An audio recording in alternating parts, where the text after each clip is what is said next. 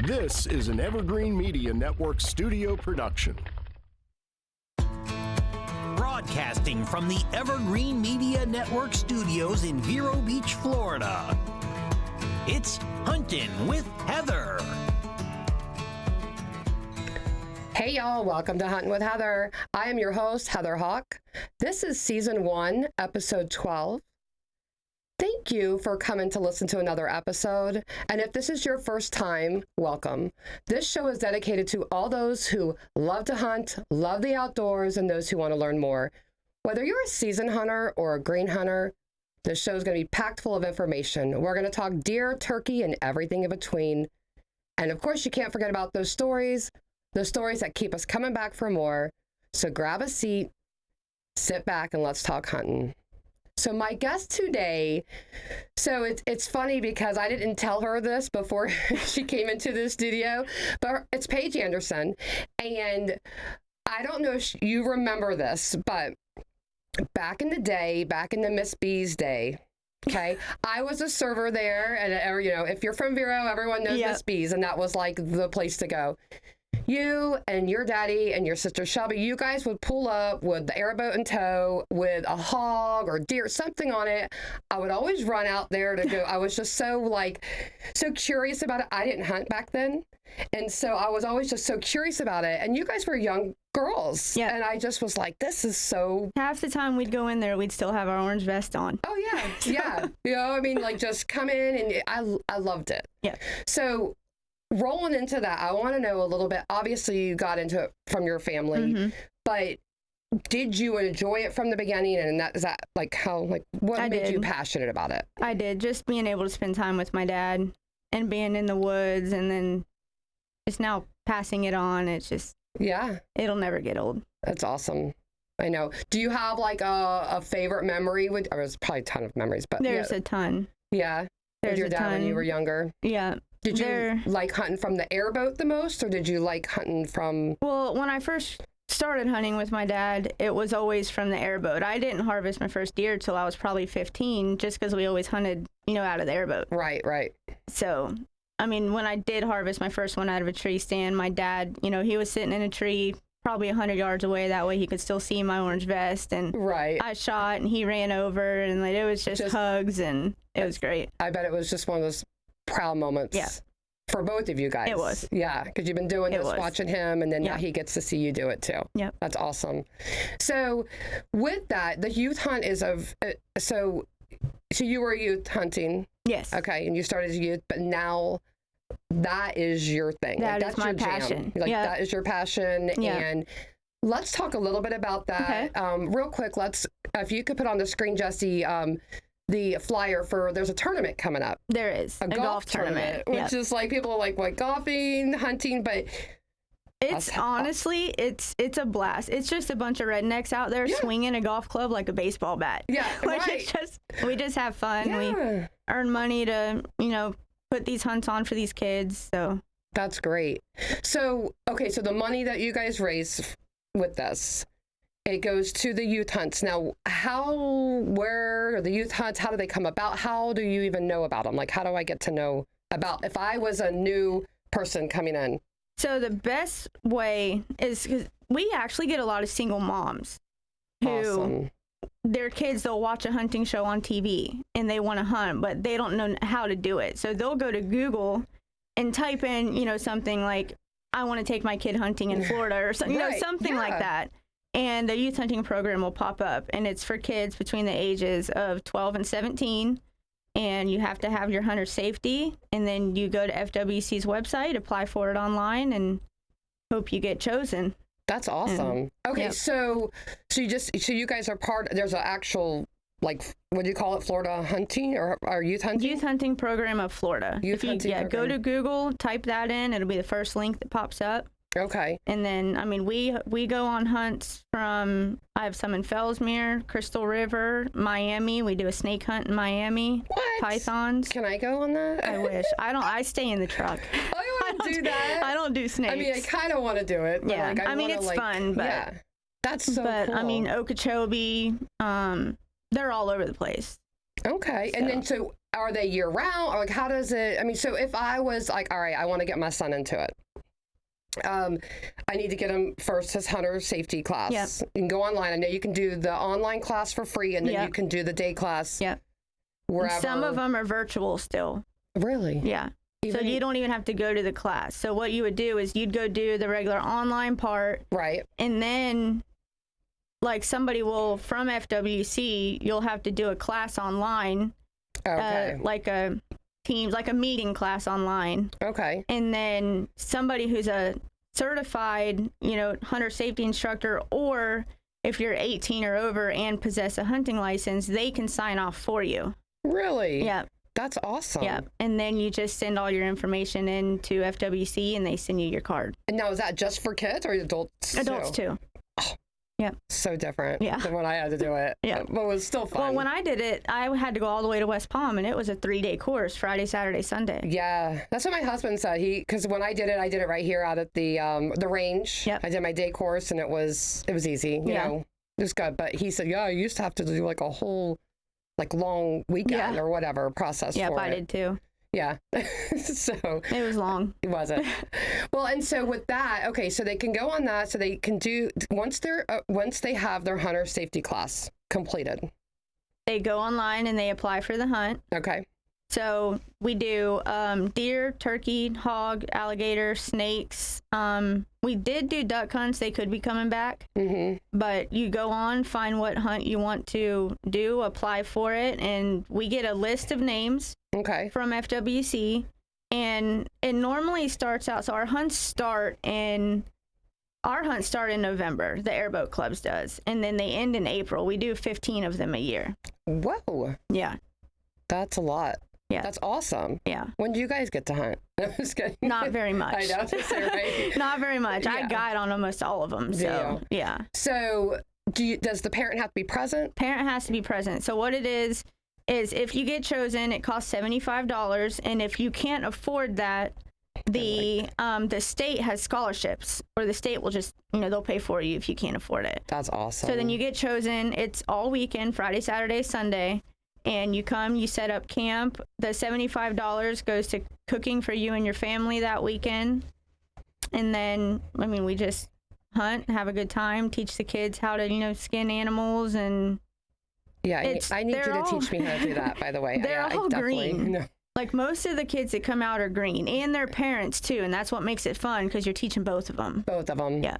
And I think it's so important for kids, if they don't want to hunt, but I think it's important for them to at least get out there. Yeah. Like, try it out. Yeah. And if the parent doesn't like it, but they're wanting their kids to get out in the woods, get out there. I mean, I feel like it makes me emotional sometimes because there's another girl that I had. Her name's Heather, and I had her when she first started. She shot a doe with me, and then she shot a hog with my sister, and then now she's aged out of the program. And like 2 weeks ago, her dad sent me a picture of she harvested a turkey by herself. It gives me the chills. And it's just, he like texted me and he's like, thank you for everything that you did and teaching my daughter. And now she's out there hunting with me on her own. And it's you emotional. opened up a whole new world for her. Yeah. My husband was my mentor. I haven't hunted, but for a decade, like 10 years now. He was my mentor, and I will forever, ever be grateful to him because he opened up a whole nother world for me. Yeah. I mean, it's not just harvesting the animals. Yeah. It is more than that. Just being out there. It is. It's watching the sun come up. It's listening to all the animals moving around. It's the prepping, the preparing, the getting, I mean, the whole process of it. My favorite part of it, honestly, is setting up game cameras. Yes. Planning food plots, like on my lease in Georgia. Yeah. Like, it's the stuff leading up to it. And then when you do harvest, it's just a reward. That's the bonus, right? Yeah. I know. So you set up, do you have cell cameras? I do. I have Tacticams. I have like mixed feelings about the cell cameras. I don't know, like I'm learning a lot about them, but I'm also like, I feel like, I don't know, like if nothing's showing up, or if that buck's not showing back up, or things like that, or I feel like, does it take away from It does. The anticipation of It does. you know, when you're going, and I know we have the regular trail cameras for years, Yeah. and still use them. We use those, Yeah. but it's like not having a camera set up, or you're not sure. It's like exciting. You're like, what is going to show up? Yeah. I mean, I guess it would be still the same. Like, But at he the might same show up. At or the same it might- time, I was just hunting in North Florida. I just got back this past weekend, and this place that I was sitting in, I wasn't getting much on camera, but I seen 5 or 6 deer that morning. They're just walking behind it, skirting around Right. it. So I mean, you can't never- rely on them. This is true. So You never know. I just Yeah. have I was just like, I don't know how I feel about that, because I enjoy the anticipation of like what's coming, you know? So anyhow, yeah, definitely is something that my husband and I have a debate about. Yeah. But I like them, but I mean, I'll always use them. yeah, I know. It's a new thing. It is. I did get him one for Christmas. What brand? Hold on. Browning. Browning. Yeah, those are good. Yeah, it was on sale. Yeah. Because they're expensive. Tacticams are just good for the money. They're like $120, and they Yeah. actually have the cheapest data plan. Oh, really? It's like $15 a month for unlimited. Yeah, I called and I was like, they're like, it was way out there. And I'm like, wait a second. Yeah. I think I don't know about this. But I think there's specials that you can give them a code or so. I don't know. Yeah. I got to figure it out. And I have probably 10 of them. And then we bought 6 for the youth hunt program. Okay. That way, I'll bring my computer and then we'll, because I have a hog hunt next weekend actually. And so Awesome. I'll pull some of the cameras or pull some of the pictures and show the kids on a slideshow, Get see them what they're looking excited and forward all to. pumped Yeah. up. And so where is that going to be at? What? Fellsmere. Fellsmere. Sand Lakes is what it's called. Okay. Yeah. Awesome. Look at there. Is that a little girl? I can't see from here. It is a little girl. I had her. That was probably 2 years ago. Nice hog. Yeah. Yeah. She was Awesome. excited. I bet. And Yeah. That's my buddy Mason. He harvested that hog at Sand Lakes too. Okay. So if I wanted to be a mentor, I want to say, hey, Paige, I want to be a part of the youth hunts. How do I get involved? Get in touch with me. Okay. Okay. Pretty much All right. me or my dad run the youth hunt program. Okay. For the airboat club at least, but you have to pass a background check with FWC Okay. and all that, and Okay. then we can. So what it is for the youth hunts is you will sit in a double tree stand with a kid, Right. and then the parent goes with you, and they're in their own single tree stand, either on a different tree, like where you're not aiming, of course, Right. Of or course. I gotcha. we'll take a set of legs out of the single and drop it down, so the parents are always there too. Oh, okay. So they're getting So they get to the whole experience thing, everything. too. A lot of them video. Like Oh, I've had a little girl shoot a big 8-point at a what was it at Grassy Island in Okeechobee, and I look back and her dad's just bawling his eyes out, excited. Yes, I'd have been bawling too. Yeah. That's awesome. Well, Yeah. good deal. All right. So we're going to take a quick break, and then we're going to come back and let's talk some more. Okay. Thanks.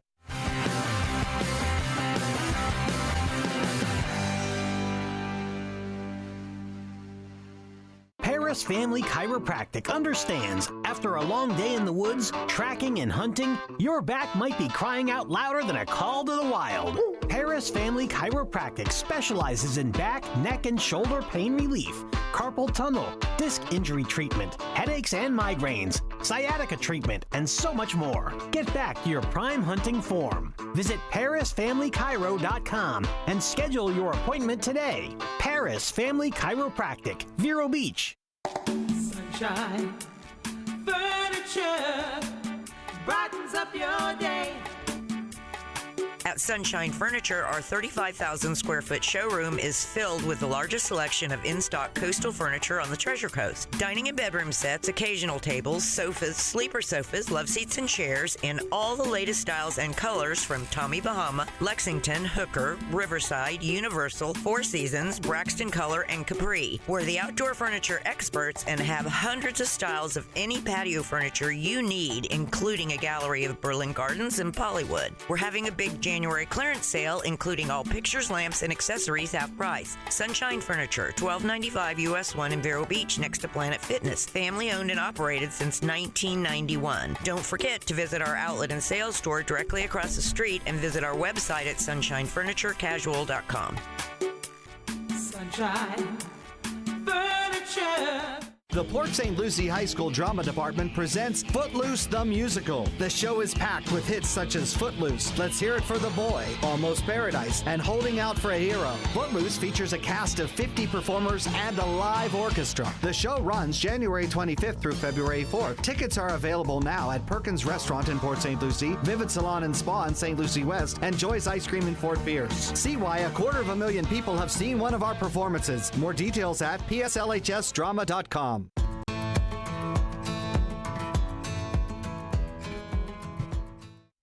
Welcome back. I'm sitting here with Paige Anderson, and we have been talking youth hunting. And so, Paige, all right, so there's that tournament that's coming up, and what date is that? Oh, shoot, April. I don't even, I know. April. Is this, I know. The it's first okay. I threw weekend you in off, April. Right? Okay. Yeah. So, Oh, no, it's April 20th. They changed it this year. All right, so April 20th. Yeah. All right, so let's see. And you need foursomes, you need sponsors, right? Sponsors. Okay. We really need sponsors. We need players. So what it is all the money that we raise goes towards buying tree stands, safety harnesses, safety lines, helps us. In reality, when you feed 15 or 20 people per youth hunt, $75 for 5 kids is not enough. Especially now, y'all. It is. Especially when you got some grown boys in there that can eat like 3 plates of spaghetti. Right. So it goes towards all that. It goes towards, I mean, it just helps us. I've gone on, and not knocking anybody, but I've gone on hunts where you eat peanut butter and jelly for lunch. Right. And nothing wrong with that, because I like that too. But it just helps us be able to, feed better meals, make sure the kids are prepared. We do safety trails. And so it helps us buy equipment for that. We do like shoot and don't shoot scenarios and play games with the kids. It just helps us. The whole package. So it's like the whole, and I think it would probably give them a better, like when you're going to go and pay for a hunt. Yes. It's like the whole, you're getting the whole deal, I think, right? And that's better. And all they have to do is show up with a tent or a camper, their hunting gear, and we take care of the rest of it. That's awesome. So their gun or whatever. Do you guys use bows, or is it just guns? No, just guns, because the program's geared towards newer. So so no, you're not gonna have like someone, hey, I want to use a bow. Yeah, maybe one day. Maybe if we can like set the age. You have to go on 1 or 2 youth hunts and then get used to it, and maybe do like a bow hunt for 16 and 17-year-olds. Right. Now, what is the age? 12 to 17. 12 to 17. 12 to 17. Okay. And you're allowed 1 deer, buck and doe, a hog, a turkey, alligator. That's 14 years old. You got to be 14. Okay. For alligators. And then. Man, what a great program, y'all. Like, I mean, seriously. Like, why would you not want to get your kid involved in that? I haven't even harvested an alligator yet. Like, that is so awesome. It's very rewarding. I know. Like, seeing them get excited, it just, I don't know, it just warms my heart. I love it. I've taken several kids for the youth turkey. It is by far one of the, I get just as excited as they are. Just the feeling of, because you know the feeling yourself because you've done it. But to see that kid. I have actually had kids, like a buck will walk out and I'll be like having them get ready, get your gun up, don't put your finger on the trigger yet, wait till it gets closer. And I'll be shaking. Yeah. And they're like, can you calm down, please? You're shaking too much. You're shaking more than I am. I love it. That's awesome, though. That's what it's about. So you just get just excited because that's the best feeling. Yep. That right there at that moment. It is. And then you get to see them experience it too. And then, so after that, we'll, come back to camp. We have like the harness. I don't even know what they're called. What you put them in the back of the hitch, like a cleaning station. Oh, yes. That you put in your hitch. Yes. Okay. And we help them. Like I'll get it started, and we help them. You know, they'll get a knife and they'll help me skin it. Start and, getting it. Yep, and field dress it. And so that is another thing I wanted to like touch base with you on. So you are a meat processor. I am for 18 years. Wow. Like, Yeah. I'm not saying that, like, but you don't normally see a lot of you and your sister, Yep, right? Shelby. Yep, we both work. And at you guys work Cut-Rite. for Cut-Rite Outback, Outback, correct? Yeah. They're one Yep. of the big food processors here, or meat processors, Yep. whether it's for wild game or for cows or whatever, right? Yep. Awesome. So, okay, so I don't know how to process my own animals. I have helped my husband. He is such a gracious man, and I've been very fortunate. He does it for me, but I do help him. My Yeah. whole leg, I can hang it. I can do all that. Yeah. But let me just ask you, for someone who is new out there, let's say I've just shot a deer or a hog. Mhm. Okay. What is my next step? Holy moly, I just shot this. What do I do now? So your next step, first thing, so you don't get in trouble, is to make sure that you log it. That's true. Online. Okay, yeah. Make Good sure. point. Always want to make sure you do that. Good point. And then within 30 minutes, I would say, depending on how hot it is too. You're in Florida. This is true, yes. So you want to field dress it right away. yeah. Field dress it right away. If you have to, stuff some ice in the cavity until you can get it in a cooler. But a lot of people, when they come out, they'll either, like a lot of people, they'll hunt 3 lakes or these management areas, Right. and they'll camp. So they'll hang their deer, get it skinned. A lot of them bone it out or just quarter it. Quarter it out. And then That's what we usually do. and then they bring it straight to us. Yep. Or like me, I hunt public land. I hunt the marsh here. Yep. So we do too. we'll field dress it and then bring it straight to my work, throw a tag on it and hang it, and Okay. then we'll skin it for people and then process it however which way they want it. Yep. That's how usually what we do. If we don't have time to process it ourselves Yeah. at home, we usually quarter it up. Well, my husband does. You quarter it up and then put it on ice, Yeah. split it out a little bit, Yeah. and then we'll drop it off to the processor and have Yeah. them cut it, sauce, whatever it is, whatever we have. Yep. And a couple of tips, just make sure you keep it clean. That's the biggest thing. Right. Make sure you keep it clean. If you put it on in a cooler, make sure that you pull the plug because you don't want it No. sitting in water. Yeah. So you don't want it sitting in water. You want to put a layer of ice, lay the meat on top of it, and just let the blood drain Yeah. out of it. And that's what we usually do. We have it kind of at an angle, just a little, where Yep. it's just flowing out, Yep. but it's still Because that'll spoil the meat quick. Yeah. If you leave it Just sitting in sitting ice in or the- sitting in water. sitting in the water. Yeah. Yeah, for sure. Yeah. That's, definitely. So I've got to learn. So maybe you can teach me sometime.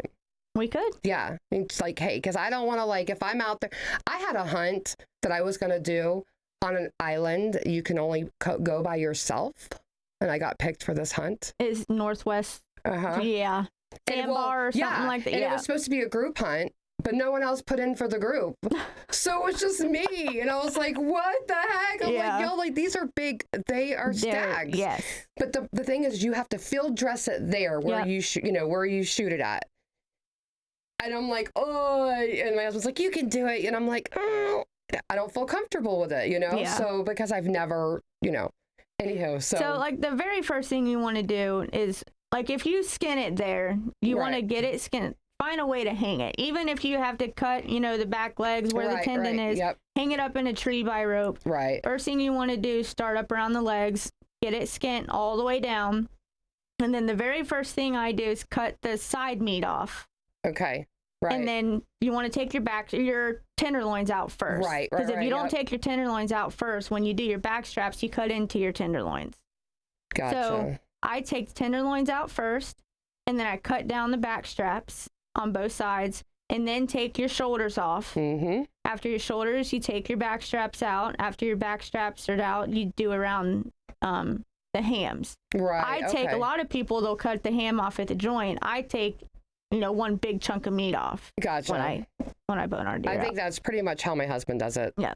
Kind of quarters it out, but Yeah. he does it. He doesn't even pull the guts out. Yeah. Well, when I'm hunting at my lease in Georgia, I don't. He I doesn't. just, Unless I want the heart. yeah. That's the only time. Yeah. And so. And that tastes good too. I know it is. I had it. It was great. Yeah. So let me ask you this too. So we're gonna have to wrap it up soon, but I want to know, what is a tip that you can give a hunter? It could be a new hunter, another hunter, you know, someone that's been in it for a while. What's something? Be patient. Patience That's my is a biggest. virtue. That's my biggest thing. I hunted public land for years before I was able to harvest my first deer.